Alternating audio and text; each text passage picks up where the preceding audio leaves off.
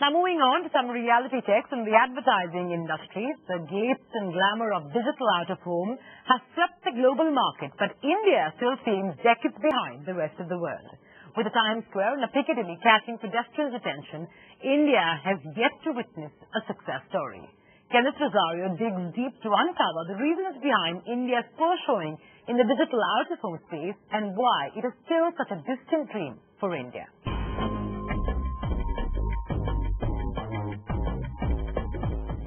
From crowding to play ping pong on a digital billboard for McDonald's campaign in Stockholm, to access Fallen Angels campaign capturing the attention of male commuters in the London subway, digital out-of-home has managed to create quite a buzz worldwide.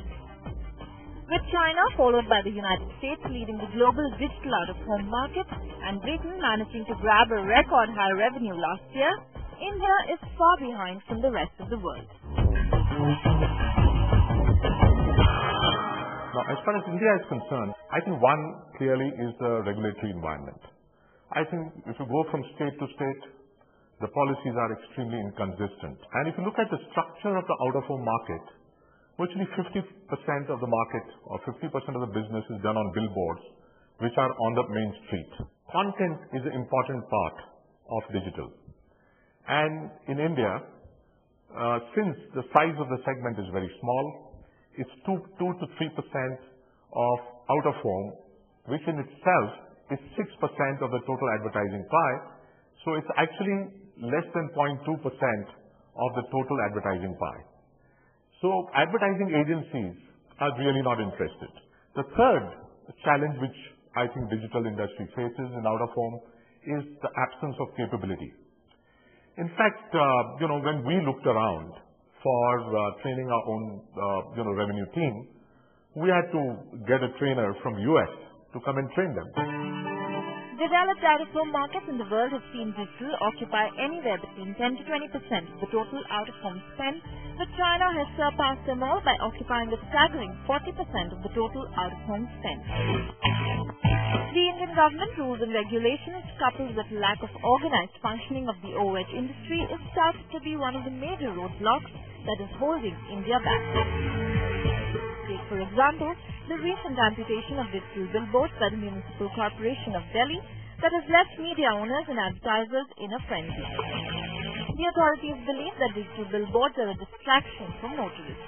All of this has made marketers question the growth of digital OOH in India.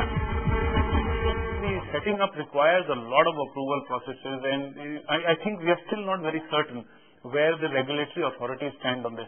Because in some places we saw that this kind of innovation was done with LED screens. And soon enough, the authorities started clamping down on those and said, okay, you can't do this here, or you can do it only from this many hours. So it's not very certain as to how it will be, actually executed in the market. You've seen digital formats in airports used in fairly large scale. You've seen them used in malls. You haven't seen them in large format, traditional space, and that's why you don't feel the scale. And I think media owners are frustrated that they don't have access to that infrastructure. Regulation doesn't support them. The investments are too high. Clients don't have enough ideas. They're not pushing. There obviously isn't enough demand for media owners to be making those investments. With the formation of Indian Outdoor Advertising Association, out-of-home players have taken a step closer to resolve the problem of fragmentation of the industry.